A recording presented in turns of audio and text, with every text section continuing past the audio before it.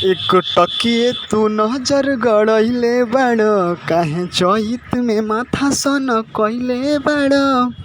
हमके बता दे कहीं ना गोरी, कहीं ना तू तो देबे करबू। जी हाँ, टिकोरा पवन सिंह का ब्रेकिंग बता दूँ आप लोगों की। पवन सिंह का एक सॉन्ग रिलीज हो गया जिस सॉन्ग का नाम है झोरा में टिकोरा। जी हाँ, पवन सिंह का ये सॉन्ग अभी अभी रिलीज हुआ है। बता दो उन्हीं के यूट्यूब चैनल माँ अम्बा फिल्म से काफ़ी बेटर सॉन्ग है इसका। बता दो वीडियो रिलीज़ किया गया है। इस वीडियो में आपको नज़र आएंगे पवन सिंह और देख सकते हैं शालिनी क्वीन, जो कि काफ़ी ट्रेंडिंग में चल रही है इस समय। 3 सॉन्ग पवन सिंह इनके साथ कर चुके हैं। काफ़ी बेटर, काफ़ी सुंदर चीज़ में इसको रिलीज़ किया गया है और काफ़ी बेटर सॉन्ग है। बता दूँ आप लोगों को कि हमको अच्छा लगा।